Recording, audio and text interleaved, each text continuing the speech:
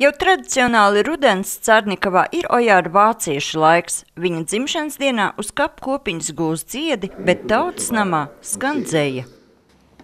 Kāds brāzmaņš šodien rudens lietus ir. Vai tāda brāzma dzīve atnākt rītu, lai mūs abus sirdis pārbaudītu, vai var vai nevar šķiet. Lai tāpēc katru brīdi sirdis jūt. Es esmu teksts, tu esi melodija. Cik ilgi būs šī abu mūsu mīja, tik ilgi dziesmai.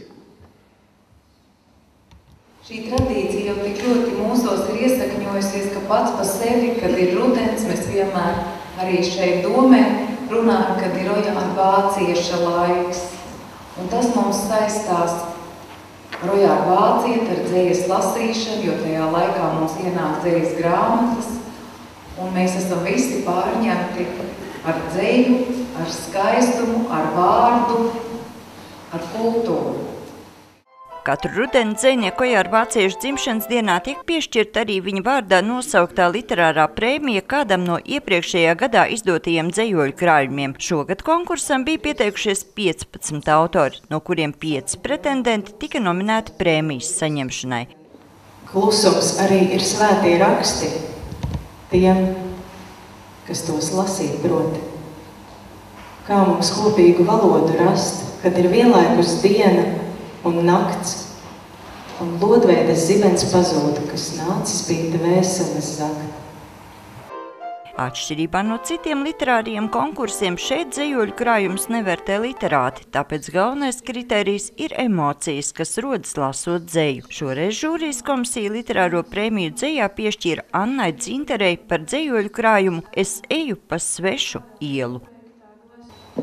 Nesaki man neko, nesaki, ka viss būs galā.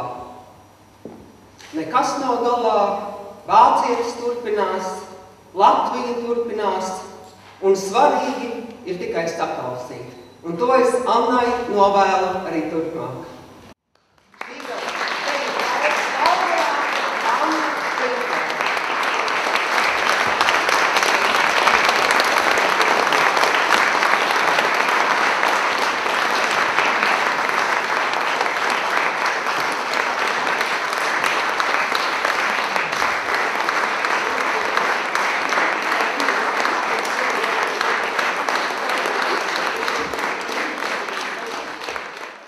Jā, es jutos ļoti pārsteigta. Es domāju, ka es būšu varbūt labāko pieciniekā, bet es negaidīju, ka es tieši būšu pirmā. Jā, šis ir pirmais. Par ko viņš stāsta? Tas ir par manām izjūtām, tāds poētisks. Daži cilvēki ir teikuši, ka man padodās sajūtu dzeja. Ojāra vāciešu literārā prēmija Carnikavā šogad tika pasniegta jau 12. reizi. Sandra Leitāna, Andris Spāns, TV Spektrs.